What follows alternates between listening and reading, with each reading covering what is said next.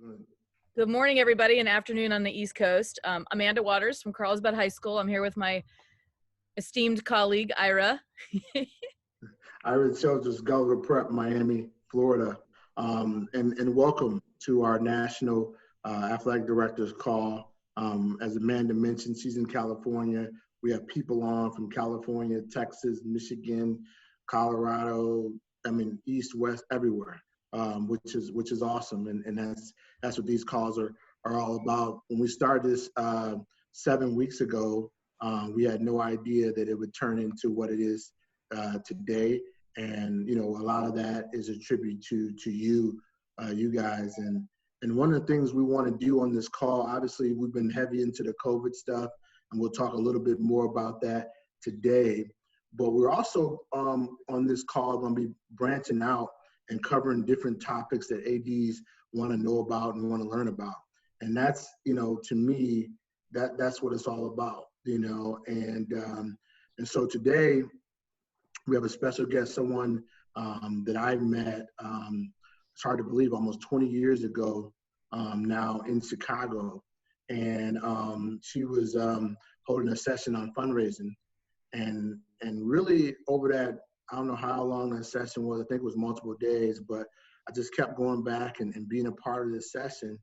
And I was really just enamored with how she was doing fundraising. She was at Northwestern at the time. So I learned the X's and O's of fundraising from this individual. And then she went on to the University of Michigan, where she became the chief fundraiser there, was a part of some of the best and the biggest major gifts in college athletic history at the University of Michigan. She was the lead on all of those gifts there. And then went on to now she's at Delaware as the athletic director and doing an amazing job there as well. And one thing I can say about Chrissy is when it comes to administration and typically fundraising, I don't say this very often, but she is a guru. After learning from her, I went to Dartmouth and spent a summer there and worked on fundraising and was in a session and heard all the ins and outs of the great Dave Dunlop and his fundraising philosophy.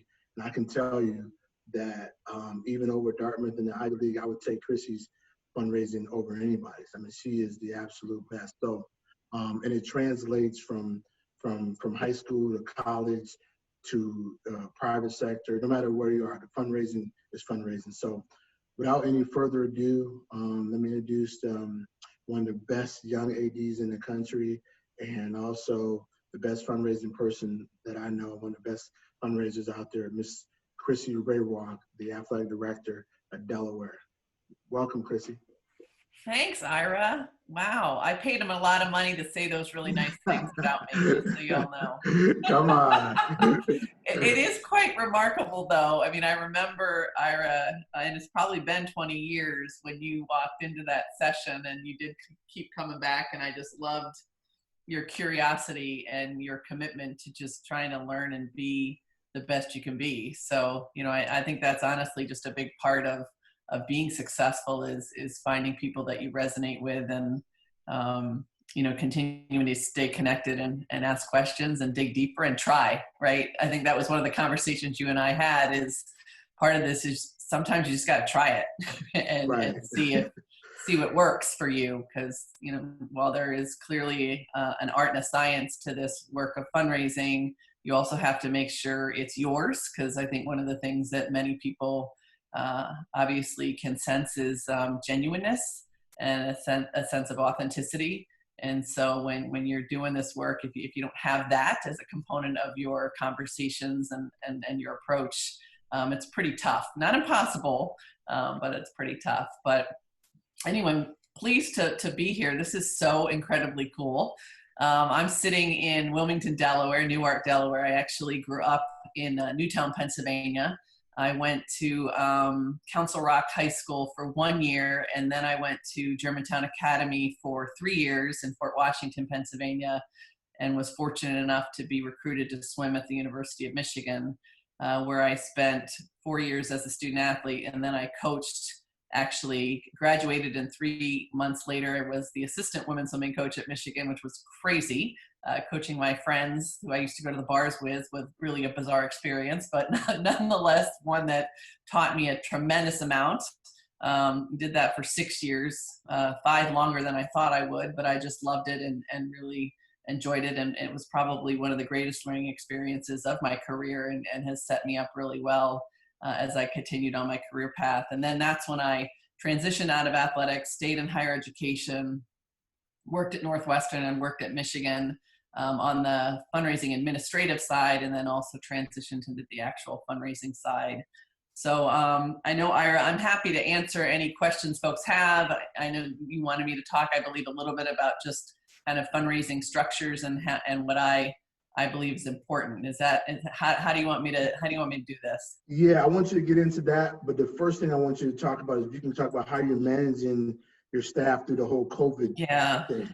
Yeah, it's very interesting, as I know all of you are. I always knew what Zoom was, but I didn't know how much Zoom was going to become a part of my life and the lives of our coaches, staff, and student athletes. And interestingly enough, Delaware was the first to make the call, at least within our conference, and I actually think maybe even across the country, to be canceling our seasons. And the reason that we did that is because we actually had 10 positive cases on our campus. And so we had to make that decision really quickly. I mean, Louisville, the women's Louisville lacrosse team was about an hour away from stepping on the field to play our Blue Hens, and we had to call the game. And we transitioned really quickly from literally within like 12 hours to we're going to play games with no fans to we're not playing any games at all. So that was 8 weeks ago, and it's been an incredibly interesting and crazy time since then. I'd say we're keeping as much normalcy as possible. We're maintaining all of our meetings utilizing Zoom with our staff and our coaches. I'm also obviously being incredibly transparent and communicative with them. Every chance I get, they all know that they can come to me and ask me questions. We're going through a process right now, as you can imagine, as I'm sure many of you, is looking at budgets and trying to understand, what do we actually have available to us, particularly in this next calendar year. And those are all conversations that we are involving everybody. We have 4 project groups that we've gotten together, and one of them is focused on finances. And what are the things that we can do collectively as a department to help us in managing those budgets? So, my leadership style tends to be incredibly collaborative and to involve the people that this is ultimately going to have an impact on because, they're the ones that are doing that day-to-day work. And I want them to be at the table with me. I mean, I fully recognize that I'm the one that's ultimately responsible for making the decision, and I don't shy away from that by any means. But I know that I'm going to make a better decision when I have the folks that are doing that work on a daily basis participating in it with me. For our student athletes, I mean, this has probably been one of the most difficult things for us. I mean, we all are in this world because of our relationships and the experiences that we get to have with our student athletes. And, our coaches, I give them a ton of credit. They have also been very similarly to what I've just described, very disciplined in how they work and connect with their student athletes. They're maintaining a lot of those same things. And this obviously depends on what season our sports are in. I think the most tricky, honestly, is the spring sports, because right now they would be playing. So, what are they going to be doing right now? So they're just spending a lot of time connecting and making sure that they know what's going on. The football folks, I mean, they are very disciplined. I think that's just the sport maybe in general, but they're in team meetings and they're reviewing films, and so they're doing a lot of those things as well. We've sent home workout packets for them to be doing. The interesting thing, as you can imagine, is many of our student athletes, they don't have access to things at home that they have access to here in Newark. So that's been a challenge that we've worked through. We actually just sent about 175 resistant bands out to folks that didn't have any access to any weight room or anything available to them from a strength perspective. So, just staying in touch with them, Ira, has been the biggest thing, and just being open. I just sent a communication to parents and families as well, making sure they're aware of all the resources that our students have available to them. And, any email or call I get, I return, and I communicate right back as quickly as I can. And sometimes they ask me questions that I don't know answers to, and I just tell them that I don't know. And as soon as I do, I'll be sure to let you know. I think that we all know this about communication, especially in crisis. I think in general, but especially in crisis, they'll fill the void with something. If you don't communicate to them, and even if it's, I don't know, they will fill it. And usually the story they tell themselves is not a good one. So we're way better off communicating in the most transparent of ways. Again, even if you don't know the answer, to keep people as calm as we possibly can in the moment we're in. I think the final message that I would share with you that we've shared with our student athletes and our coaches is that, we got to control what we can control. We're going to focus in on what can we be doing over this period of time to be better? How can we come out of this being smarter? How can we come out of this more efficient and effective? How do we leverage this time to do all the things that I've just described? And, I think our folks have really owned that. One of the things that's been really neat is that a lot of their different sports associations have put some great professional development opportunities out there. I know softball and basketball, I'm a part of a few of the podcasts that are going on right now. So they're doing some great professional development across the country with their different sport associations. So, I think trying to make the best and the most out of the experiences that we're going through, while also being really cognizant and sensitive to what people's family circumstances are. I think that's the other thing that we've learned is, I've got a very young staff, and they have very young children at home, and they're homeschooling and doing things that they never imagined that they would ever be doing. And so how can we be sure we're being really conscious of when our meeting time's happening, and having unconventional times where we may have to have meetings because of their life circumstances, or you're not going to work during the day or during the morning because you're tutoring your kids in math, which I can't even imagine doing. And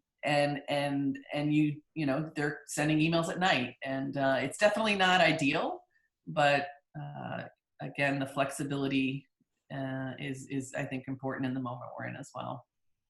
Chrissy, I have a question for you. This is Amanda. I'm working with Ira on this. And first, thanks so much for taking the time out to. Sure, of course. On anything this. For Ira. I hear that a lot, actually.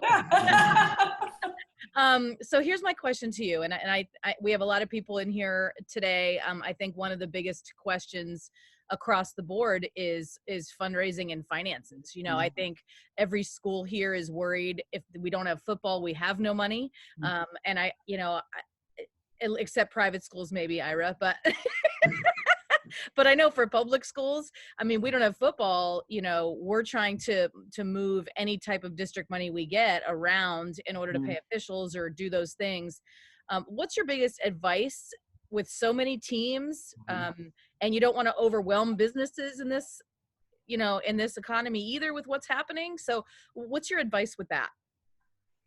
Yeah, I think that's a great question and a really tricky question, Amanda, because I would imagine, and I don't know this for sure because I haven't worked in high school administration, is everybody may have a little bit of a different funding model, which is definitely true in college athletics as well. And so, I think part of this is being creative and being really clear about what the priorities are. Within, wherever those get set, right? Are they being set by the athletic director? Are they being set by the principal, the superintendent? How are the priorities fundamentally being set? I think the other thing, and this is one of the things that I'll just share with you. It's been having come from a place like Michigan where we were one of the, I think there's 15 now schools that are self-supporting. although that will not likely be the case as we move into this next year because of what's going to happen with football revenue.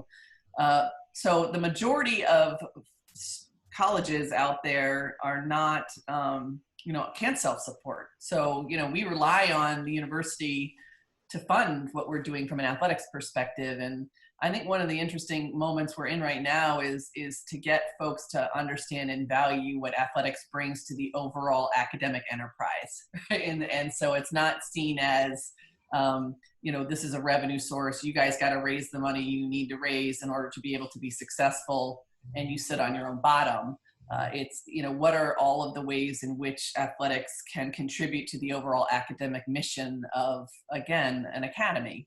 And that's a philosophical question, I recognize, and now may not be the exact time, although I think it may be, to have those kinds of conversations, but it does help in being able to frame how athletics fits into the overall academic experiences of not just the student athletes that participate in athletics, but everybody that hopefully appreciates and values athletics. So, again, that's kind of a little side note here, is that we've had those conversations at Delaware, and I would tell you that that's one of the reasons that they have invested more, is they see us as a part of the academic mission, and we're contributing in a way through, creating academic experiences for students to come down and work, so that we really are contributing to that. So that's just something to think about longer term. And also I would say, how do you tell your story as an athletic director to faculty and staff and others so that you're contributing back to it and they begin to have that same narrative and recognize it? And I have people say to me, well, I don't like athletics, so, I don't go to football games. I'm like, you don't have to like it to value it, right? I mean, there's components of art, different types of art that I don't love, but I value it and I appreciate it and I respect the individuals that are doing it. It's their craft, right? This is a craft that our students are spending 20 hours a week on, and sometimes more, and that should be equally as valued as other folks' craft. So I say that again as leaders within your high schools. What is the narrative that you're sharing with your colleagues that help in justifying the funding you need to be successful? But the idea too, just getting back probably more specifically to your question, is just understanding what the priorities are, right? And being really clear about, what is that, what do you need in order to be successful with the priorities within your organization? Because at the end of the day, you can't be all things to all people, and strategy is really about choice and making really clear choices. And so if you have that sense of clarity, and I think it's easier to be able to go and ask for the things you may need. So I don't know if that answers your question or not. No, it does. I think it's tricky, right? It's not knowing funding models. Chrissy, can you give us the basic fundamentals of fundraising? Kind of like, I know some people on the call really kind of want to go into fundraising. They want to do some things, for their school. I like what you said about, really showing what you, do. And that's kind of the last piece. Hey, you know what? Thanks for this equipment. Here's our student athletes using that. But can you give us like that circle of fundraising piece and some nuggets around that? And, quickly here, can you go through that? Yeah, I mean, I think the first component, and you're talking about like identification, cultivation, asking. So the first, and I actually think it all actually fundamentally, again, starts back to, what do you need the money for? Right? What do you, I think that the successes that we've had in the places I've been is we're really clear about the vision and what the money is going to do to support the vision, right? What is our winning aspiration, and what is that money going to do to support the vision? And it could be operational dollars. It could be, lets me turn the lights on. It could be that. And that's okay, because if that's what you need, and while that's not sexy, but if that's what you need and that's what you have, and you have the ability to tell that story, I think it's really important. But the organization itself getting really clear on what they need to be successful is really where it starts, and everybody agreeing to that, which is why I answered Amanda's question the way I did, is that everybody needs to be on that page about what kind of funding is actually required of an athletic program in order for it to be successful for the university, for the high school. People, I say this to folks all the time, Delaware athletics does not exist without the University of Delaware. I mean, your athletic programs don't exist without your high school, right? So, you have to ensure that there's that clear sense of direction that everybody's on the same page about. So once you have that, I think then it's going out and meeting people and telling the story first. And that's a part of the identification process. You definitely are not going out and asking for money in that first visit by any means, but you can, as you share your story, and oftentimes through that story, you're asking for people for feedback. That's also something that we use in the identification process is, you ask them what their story is, you ask them about why they're passionate about that athletics, what their high school did to change their lives, or what the high school's done to change their kids' lives. And you get them engaged in understanding kind of emotionally what may connect them back to it. Because, fundraising, there's capacity, obviously, is key to that, but it's also, are they connected in a way that would genuinely put them in a position to be able to give support. And I think you start with that identification process. If they have inclination to provide and they want to continue on with that conversation, I think that's when you start the cultivation. That can take, depending on the amount of money you're asking for, and that obviously that varies. It's all relative in my mind. I know that I had the privilege of being able to work with Steve Ross at Michigan and ask him for $100 million.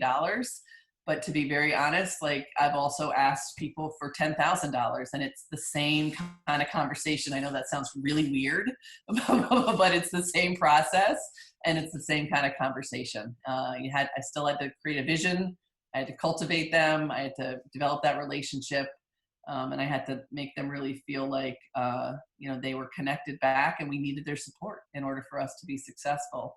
I think once somebody makes a gift, I actually feel like, the work is never done in this process. You have to continue to keep them engaged, and ideally really think creatively about how to keep them engaged. They give to people give to people. I'm sure you've heard that. That's very cliche, I know, but it's real. And specifically, I think the ability that we have with our student athletes, I can't tell you how many times donors have said thank you to us after they give a gift and they meet the student athlete or the coach or the program that their money directly impacted. I've had donors cry with the joy that they feel in knowing that they had the opportunity to impact other young people's lives. And then it's a cycle, right? You come back around to it, and if you're continuing the work that you're doing, there's likely another opportunity that you have to engage them and to ask them again. The really cool thing is that usually after the first cycle you go through, if you've done it well, they're saying to you, how can I help you? What do you need now? How can we ensure that we're continuing on with that success? But it's a constant process. It's one you really have to enjoy, I believe anyway. And I think the other thing is really also taking the lead of the donors themselves. I've had conversations and particularly ones, like I was on the phone yesterday with a gentleman that was very high up in IMG. He played football at Delaware. 10 years ago, he hadn't had really a relationship for 40 years. No one had contacted him for 40 years, except probably through Telefund or something.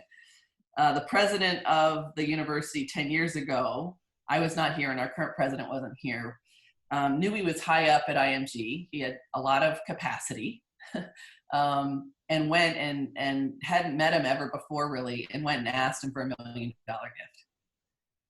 So talk about damage. He wouldn't respond to anybody after that. He basically told the guy to get out. This is not the way you do that kind of work. When I came in 4 years ago, people said, this is a gentleman you should get to know, and very smart, and wouldn't return for 3 years. He would not return any of my calls or any of my emails. And I just kept at it. And part of this, honestly, and this is kind of me because I'm a little sick, is I don't want any alum to ever feel that way about their alma mater. Like, shame on us, right? And granted, they have a role in that relationship, but you know, part of the challenge for me is I want him to come back and feel how he felt about Delaware when he was a student. And, you know, that's my responsibility to give him the opportunity to be able to do that. Now, he obviously has to want to engage. And yesterday we spent an hour on the phone together, and he said, well, what do you want? I said, I just want to know you. I want you. I want to know your story. I want to understand who you are, what motivates you, why you love Delaware, what frustrated you. And at the end, I said, so how do you want to continue on with this conversation? I mean, I'd love for you to stay involved. You're smart. And I said, this has nothing to do with money. This has nothing to do with money. This has to do with, you know, I think that there's a lot you can add value to in many other ways. And I don't want you to feel bad about the place you went to school. Like, that's wrong. That is wrong, wrong, wrong. So, you know, I think that's also a part of like our responsibility is we have a privilege to be that connector.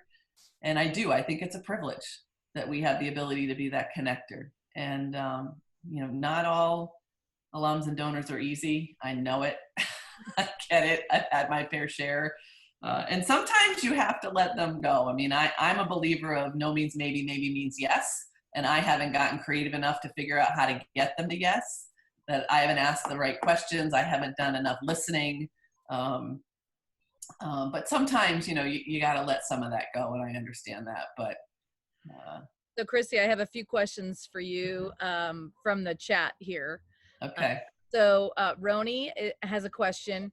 What are some options that you're hearing about for college athletics happening next year? What types of conversations have you had there? Specifically related to anything? Is there anything in particular? Or is it scheduling? Is it fall? Probably, you know, fall.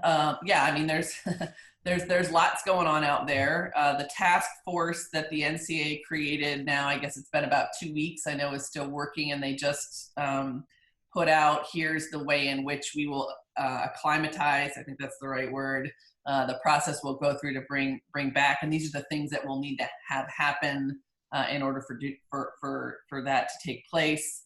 You know, I think we're looking at everything from our ability to start in the fall as normal, a delayed start to our academic year, to our fall sports playing in the spring. Got it. Okay. Honestly, and so all of those are on the table. I think, you know, where you live and the state you live in is obviously going to dictate some of this for us. We are also, the other thing I would say on top of what I've just described is we are also looking at ways to save money on travel. So our non-conference play has oftentimes been on, you know, you sometimes get on a plane to do that, or you stay overnight. We're going to eliminate as much of that as possible in this year. And even within our conference scheduling, we're trying to put it into pods where you're really only going to be on buses and you're not going to be on overnight stays. So we're minimizing that as much as possible. We're getting that similar. I know high school wide, we're talking the same. Yeah. The next one is, you mentioned you have 4 project groups. You mentioned finance is one of them. What are the other 3? So one of them is finance and budget. One is staffing. So just to share a little bit more about that, as you can imagine, you know, we have staff that are incredibly dependent on student athletes being there in order to do the work, like athletic trainers, for example. And so how we're doing kind of job sharing or talent sharing, I would call it. So there may be specific projects that the business office is working on that somebody in the athletic training space has some skill sets that can help and participate in that project. So it's almost like a job sharing, talent sharing effort. And you know, we're in a hiring freeze. So there's about 13 jobs, I think, that we are not able to fill. Some we don't need. Some of them were, right now anyway, they were marketing jobs. So if we don't have a game to put on, then there's nothing for them to do. But some are ongoing work. And so we have identified people within the organization that can help fill those roles while they're currently not doing anything, if you will, or doing the same kinds of things. They're still checking in with student athletes, but it's just not hands-on. The other is events and game operations. So we actually have here at Delaware, have 2 ice rinks a basketball arena, a football stadium. I oversee recreation. So we host a lot of things here. So what does that look like as we bring things back onto our campus? And then the last one is bringing our fall sports back and our student athletes back as well. And what does that look like? Okay, great. The other one is, go ahead, Ira.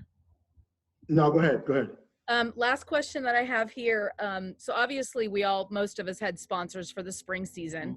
And because those seasons didn't happen, the question is, obviously they donated to have that sponsored. The season didn't happen. I know for me, I'm just going to let it go the next year, not ask for another one and give them what they want or give them what they would have had this year.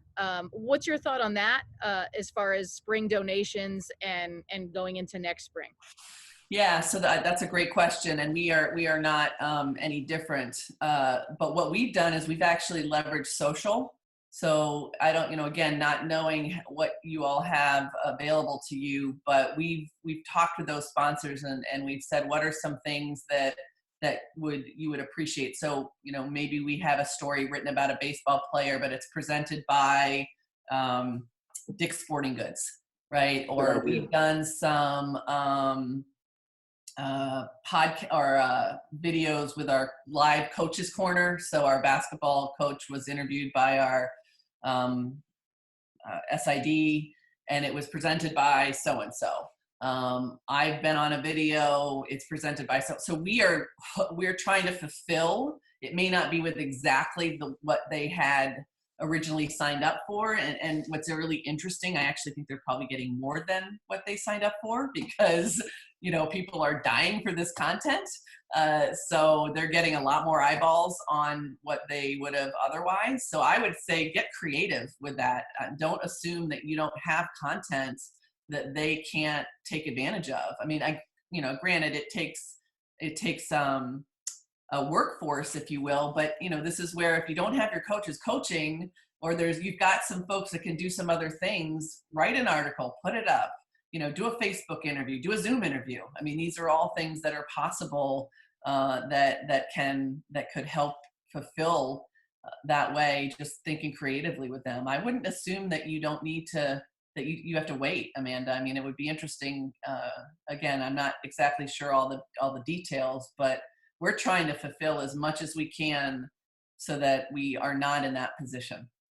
We may be a little bit short because some folks may not want to be flexible, but so far they've actually been really happy with the ways in which we've done things, and they appreciate the creativity that we've brought to it. Right. Christian, last question that I have is more of a philosophical one from a fundraising standpoint. Some of the areas that I've really found success in fundraising when I was even back at Oakland High School was big donors versus, when I say big donors, I'm talking about major gifts versus trying to chase around people who are donating more of the smaller gifts. And so I really started to focus on that, and that really, paid dividends into raising lots and lots of money. What's your philosophy on going after a few big gifts versus the smaller fundraising programs? Yeah, it's a great question, and I think particularly within our industry, I mean, let's be honest, we kind of need both. And I actually think this is where the story, and this was one we came up with at Michigan, is like the operational dollars or the annual fund dollars, that is your mortgage, right? You need that to be able to just run your operation as best as possible. If you want an addition, if you want to upgrade, if you want more travel, then that's where philanthropy, I think, like the big major gift work comes into play, and that's where you need that major gift support. And I think that resonates with folks. I agree. I think that again, if you want to make the larger investments, you need the major donors that are going to be willing to support that, but you can't have that take away from the annual fund that you need as well, because that's the operational stuff you need. So part of it, Ira, I think, is also just educating your donor population on that. I mean, that's, again, like I said, one of the things that worked really well at Michigan. And when I came to Delaware, there was absolutely no, believe it or not, there was no culture of philanthropy. We have had to build. Yeah, I know. That's what I did. I was like, what? Great. So, I mean, I came in and the most we had raised was $4 million a year. And we, in that 1 year, we've raised since $35 million. And we did 28, I think, in 1 year. And that was vision, right? That was vision. That was also like helping people understand. I mean, again, don't be afraid to show the funding model. I mean, you have to get permission from the higher ups, but what is that story? Here's what here's what we need to pay our mortgage. Here's what we just need to get the basics done and get these kids on the field. If we want to compete for championships or if we want to create this kind of resource or, whatever, again, is your story, we need these additional major gift dollars. But when people really understand the full picture, I think they're much more willing to provide support. At least, again, that's what I've found. And I think being that transparent is important. And they're also willing to be creative with you as well and invested within you in a different kind of way than if you just ask them for a check. We did a video, actually, if you went back at Michigan where and the university did it. We actually, athletics gave them the idea. They did it to give an overarching understanding of how the University of Michigan was funded. And then we created one specifically for athletics so that people understood. So, I give all this money for tickets. Where the hell does that go? Right? And when they saw it break down, they were like, oh, now I understand why you need these major gifts, because they're the addition. They don't pay the mortgage. That's the addition. That's what allows us to, keep up and compete for championships on a regular basis. Chrissy, it's been great to have you on. I could listen to you talk fundraising all day long. I hope it was helpful. I hope it was helpful.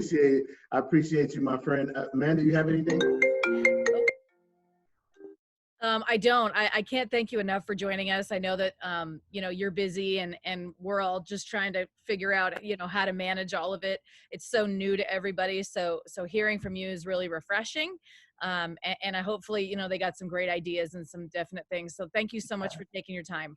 Yeah, absolutely. And thank you for all you guys are doing. Obviously, high school athletics is critically important to us and our ability to be successful as well. So keep doing what you're doing. And Ira, feel free to share my email address in case anybody has any questions or if there's anything else I can do to help support you all. So again, appreciate all you guys are doing as well.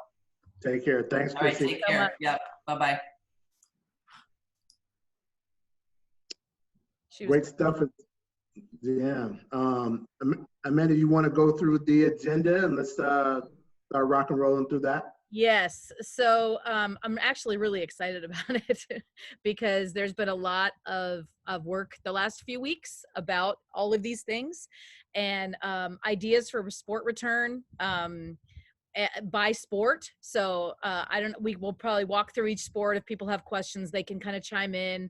I know that we've been working hard with our North County Conference here to come up with a proposal to send to the principals for approval and then hopefully on to the district offices for approval.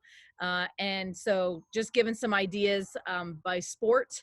Ira, do you want me to start or do you want to start? No, go ahead. Okay, so obviously football's one of the biggest ones that everybody has questions on.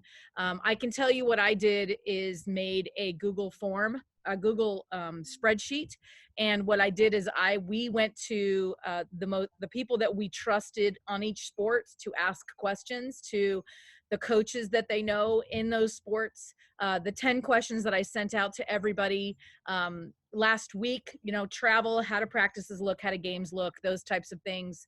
So, football obviously is one of the hard ones based on what the health department says, what the state's going to allow. So some of that is obviously going to be dependent on them and when we're allowed to get back on the field, how many people are on the field, all of those. I think that the consistent message with transportation that I see is, are they going to allow buses? Are they going to have one person per seat? Are you going to have to wear masks? So that was pretty much the overall view on each sport as far as transportation. I know as far as we go, I'm requesting we use our transportation budget because I don't think we're going to be using buses. I don't think they're going to want to put 50 kids on a bus. So if that's the case and our district was giving us that bus budget, I'd like to use that budget for officials and for safety and for sanitization of a lot of our equipment and stuff, so that, you know, so that can be used for that. You know, luckily we don't have buses for school anyway. So our bus is an outside company. It's not an internal bus company. So that may be different for each school. The practices for football, obviously that's dependent on how many kids they allow. They're talking about trainers and coaches taking temperatures pre-practice, making sure that no one has a temperature before they're in. Obviously that will delay the start of your practice. You have to be flexible with the times of when you're starting, the times of when your varsity JV overlap, giving some time for that varsity team to get out before JV comes in. And then how many are you allowing in the locker room at a time? Maybe you're doing it by, you know, offensive line, defensive line, or groups of football groups, and having them in at certain times, so that they're not all in there at the same time. It's going to mean coaches are going to have to be in there. Someone's going to have to monitor and make sure that that's happening. Hand sanitizing stations, practice areas near your stadium, something to travel with. I think your trainers are going to have those packages ready, or most of them should. Hand sanitizer, cleaning solution, all of those things that will travel with you if you are traveling. And then back to water troughs or individual bottles, instead of the away team providing water for you. You know, it could be limiting the number of kids at the station at a time. But I think at this point, you know, we're looking worst case scenario. So worst case scenario, you need to do these things in order to get through it. You know, for North County, we're looking at, okay, here are safety guidelines for every sport. Every school is going to bring their own water bottles. Every school is going to bring their own sanitizer and all of those things. You know, it's getting together with your groups to figure out what works best for you. You know, and then safety and stuff like that. Ira, go ahead. I think the biggest thing, I think all those are great things, Amanda. I also think coming up here in the fall, I've been on many calls and like everyone, I have many conversations with individuals. I think we have to have a plan and a few plans in place. And I think one of the things you also want to do during this time is show value to your administration and what you're bringing from an athletic department. I wouldn't sit back and say, you know what, we're gonna wait for the government to kind of decide, you know, what we're gonna do, and then we'll try to react off of that. No, you need to have plans. You need to be coming up with stuff. You need to be doing videos. You need to be doing things on social. I think now is the time to get more busier than you've ever been. And you know, just listening to some ADs, I'm concerned with the mindset of just kind of sitting back and waiting and saying, well, we don't know what's going to happen. We'll see, you know, we'll see. Yeah, we're all in that waiting mode, but what are you doing while you're waiting? You know, are you leaving your administration with the option of saying, you know what, they're not really doing a lot there in that athletic department, or the coaches aren't really involved. They're not doing Zoom practices. They're not proactive. So we can furlough, we can let them go, we can do, you know what I mean? So, you know, you need to be creating value and adding value right now. And there's so many different things we can be doing even when we're out, you know, as everyone, as Amanda, you and I, we talked about the other day, we're busier now than we were before because there's a lot going on. And some of it is content creation, you know, some of it, you know, is, you know, planning, you know, and you know, just all of that's very important. So my message is, please do not sit back and say, hey, you know what, I'm just kind of wait to whatever the Department of Education says and the government says, and then we'll react off of that. That's the last thing you can do. I think Chrissy made a good point. You know, you had some sponsors that was going to be in the spring. Put some videos out on social media, put some pictures out, do some interviews, and have them sponsor that. You know, now you've added value. Everybody's at home. Everybody's watching everything right now because there's not a lot going on the field. So just be proactive and be active, I think is the message. Well, and you can do Zoom interviews, you know, like, you know, we have some restaurants that are always sponsoring us. We can do something to try to help get their business going, their to-go business right now, since no one can go there. So there's a lot of, a lot of things. And, Ira, I agree with you. I think, I love the fact that we're trying to be proactive here and get some of those questions answered, and obviously it's a step by step, right? So we're going to come up with it as an AD group, then it goes to principals and so on. But, there's a few colleagues of mine that we're going to go speak at districts if we need to explain how it's going to work and really kind of get it out there, because I think you're right. If we don't do those things, you're going to see people kind of go rogue, and people in your own district or your own are going to say, okay, we're not playing, because they don't want to have to deal with all the logistics of how do you play. They don't want to buy face masks for everybody. They don't want to have sanitization and how do you clean everything, and are the districts. So there's a lot of questions, but start writing those down. And yes, somebody asked, will I post the questions and the answers for each sport for fall? Absolutely. I will share everything I have with you guys. Some really great stuff has come my way as well. The association in Maine has come up with some really cool things as well that they sent me. I'll post everything that I can. Again, I think that, for all of us here, it's an unprecedented time, which we've said before, but we have to be proactive. And I think that's, for me, is keeping me sane. I've had sports in my life, my whole life, and to now not have anything to go watch other than The Last Dance, which is amazing, by the way. But it's like, for me, it's giving me a sense of, okay, let's help each other. Oh, I like this idea. I like that idea, and it's getting coaches to think outside the box. One of the big questions I got was, how do you teach older coaches to do these things? Like, you're asking a coach who's been coaching 25 years to all of a sudden have a Zoom meeting when they don't even use a computer, right? And so that's a big question. And so I've said, I will help. I will go on the Zoom. I will start with the questions. I will start giving some helpful questions to the coach to kind of get the ball rolling, and then helping them with ideas of what it's going to look like. Because you got to have buy-in, right, Ira? I mean, going into the fall, if you don't have buy-in from your coaches and everybody understanding that we just want to get you out there and this is what's going to take to get you there, it'll be a lot harder if you don't have that buy-in. Yeah, much harder. And again, we understand that we're all under certain restrictions and rules right now. We're not saying go above and beyond those. We're saying within the restrictions and the rules, what are you doing to be creative, to help you to create a process and help your cause. And the cause is, is to really keep athletics going as much as we can and in the forefront as much as possible. Because we're still doing our Zoom practices, and kids want to participate because they don't have anything else going on. I mean, and it's good obviously from a mental health standpoint to be engaging, and the doctor talked about that, and so just that's important. So I'm not going to belabor that, but we have to be proactive as ADs right now, because we're under the behind the eight ball in a sense. Well, and if your principals and if your districts haven't reached out, then you need to reach out. You need to say, hey, look, I'm starting planning on how to return for each sport. I'm getting some ideas off of, either this or your local association or whatever you need. And we can all do this together. I think it's going to be very similar per sport, no matter where you are, as far as face masks and sanitization and those things. And I know some golf courses have already started to open, which is great. I know I see Korea baseball is on TV. So, that's given me hope. Major League Baseball will be back soon. And, but you have to reach out, and you may be hesitant and say, well, I don't want to overstep. But you have to let them know that you're thinking of these things. You're not just sitting at home doing nothing. You're thinking of how to get our athletes back out there. And the moment that they say it's okay, here's what you're ready with. And I think that's the biggest message is, and I could sit here and go through each sport, which could take hours, but I will share it with all of you so that you can see it, at least to hopefully get it started.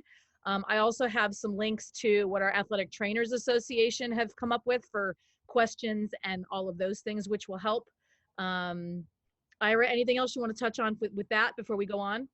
No, we can move on.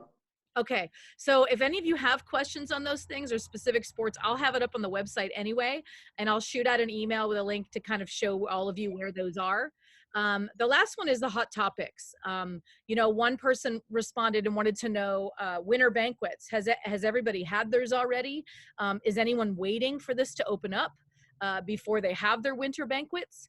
I know for us, we've done all of that already. We did virtual. We had some done Zoom. We had some done via video. I posted one on the site for people to see. Ira, what have you done with winter? Are you done with those? Yeah, we happen to be done with them, which was nice. But if you're not, I mean, I think virtual is the best way to do it. We had our award show last night for athletics, and it went very well. Got a lot of responses from parents, and they were just pleased and really touched by the award show that we put on last night virtually. So you can do a lot of great things from a virtual standpoint. We had a great, camera operator and television production person who really did a nice job putting it on, and behind the scenes part of it was done well, and our coaches did a great job. Once they got on camera, we had the student athletes talking about their experience, not only this year but throughout all the years, and it was a great experience. So I think it's out on our website right now, so you can check that out on the Gulliver website, or also on some of our social media feeds. But one of the things we did is we had the student athletes and coaches in the Zoom room, but then we also had it pushed out via YouTube so all the parents could watch and people could watch from around the country. So it ended up being really well. We keep everything to an hour. We didn't go over an hour, so that was nice. So I would say banquets, award shows, all of that, make them special virtual. Mm-hmm. And a couple questions that I see here. Anthony says, what about his coach who's against holding a virtual banquet? If he's against the virtual and doesn't want to do like a live Zoom, he could also do the video where he just videos talking about each player, has each coach do the same, possibly a message from the seniors, kind of put it together in iMovie, something like that. So I would give him a couple different options. Or as an AD, you can kind of help him and say, look, I'll go on with you and I'll help walk you through it. I know for us, I had to go in pre-meeting a few times with my coaches and say, this is how it works. It's pretty easy. And then once they got the hang of it, then I didn't need to go all the time, which was great. Iris, someone also asked about posting your award ceremony. I don't know what your thought would be on that. Yeah, I can do that. No problem. Well, and I think, Ira, and you and I agree, I think the parents right now are so desperate for any type of information, right? So like the other day, I opened up our online clearance for the fall, and I sent out the email saying fall is open for registration. I got probably 400 emails back saying, oh, I'm so excited you opened for fall. Does that mean we're ready to play? And just the thought of playing. And then we had virtual cheer tryouts, and I went on and I welcomed everybody. Once the teams were selected, I told them that, they're the first Lancers of the year, and the parents were just lit up. The kids were super excited. So I think any type of normalcy at this point, they really just want it. They want to hear from you. They want to know that, that you're still working on it, and that you have their back. And again, it's the stronger together thing. I always post, that ADs are strong in general, but we are stronger together. And even meetings like this show me with the ideas that people have and the stuff that people send me, and hopefully they get stuff back from me. I try to send as much as I can. And, Ira is an unlimited resource of the information that he has. It's amazing collaboration, and I love it. One question, Ira, that came up is physicals. I know the NFHS came out asking for physicals to last for 2 years. Now it's going to have to be by state on whether they approve that or not. I don't believe California will approve it. Coming down the ranks from us, it says they're not going to approve. So they'll still need a physical every year. We usually host physicals as one of our fundraisers, and that's probably not going to happen. So, I just tell them when you can get in, and there'll be some flexibility about, the end dates. But once we actually see people one-on-one, they'll have to have those physicals. Ira, what's it look like in yours? Same way. There's been no definitive answer on that yet, but I would expect the same way. My thing would be to try to get in when you can get in. Yeah, and then the last one was a YouTube. So if you have a YouTube account and you can upload your video. So when we do a Zoom, we record it, and we record that, and you can drop it into YouTube and then upload that and share that with parents. So I hope that answers that question. Ira, do you want to take this one? This is, does anyone make their own newsletters to send out to parents and athletes digitally? If so, have you sent one out for spring? What's your thought on that, Ira? Yeah, I do. I create a newsletter and I send it out to our parents and student athletes. And just so they can, it's kind of a recap type newsletter, but I've not sent one out for spring. But I do plan on doing that. And the reason why I plan on sending it out for spring, because I think anything that we can do, even though the spring season didn't get underway or really just got shortly, barely underway here and didn't get underway in some areas, I think anything we can do to celebrate student athletes is a positive. So I am going to do a spring wrap up, and I'm going to send it out so the parents can see the pictures. I put a lot of pictures in there, and all of that. And I can share a template of something, what that looks like, so everybody can see that. I'll get that to you, Amanda, so everyone can see that template. But it's just it's a nice thing that has some context from coaches in there, some pictures in there, and just a really nice newsletter. Yeah, that would be great. Maybe we could post it on our site so people can use that if they wanted as well. So someone asked about the physicals. If let's say that they do approve, let's say your state association does approve 2 years for physicals, your district still has to approve it. So just because the state approves it doesn't mean that your district has to approve it. So like if they say yes, it doesn't mean our district's going to say it, because again, the liability is still going to come back on us. Ira, what's your thought on that? Totally agree. Okay. That's pretty much all the questions that we have for today. I thank everybody so much for being here. I think that it's such an amazing tool just to see the chats and to see what you guys speak about and the questions you have. Having the women talk about fundraising was amazing. Ira, any final thoughts from you?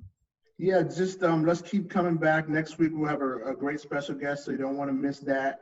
And let's keep coming back. Let's keep talking. Let's keep dialoguing. I mean, that's really what it's all about right now. Also, please share this information on social media. Share these meetings on social media so people can really get more people on board. We always get more and more people every week that are interested in this information, and we want to keep putting it out there. So thank you, and you'll see a lot of things on our website, nationaladresource.com. You can always follow me on Twitter at CarlsbadAD. And Ira, do you want to send out yours as well? Just at Gulliver _AD, at Gulliver _AD. That's my Twitter, and then also CHIR at Gulliver.org. You can reach me at my email. So yeah, I think the biggest thing is let's stay connected, let's share, let's keep doing this and keep it going. We'll see everybody next week. Take care. Thank you so much. Bye, everybody.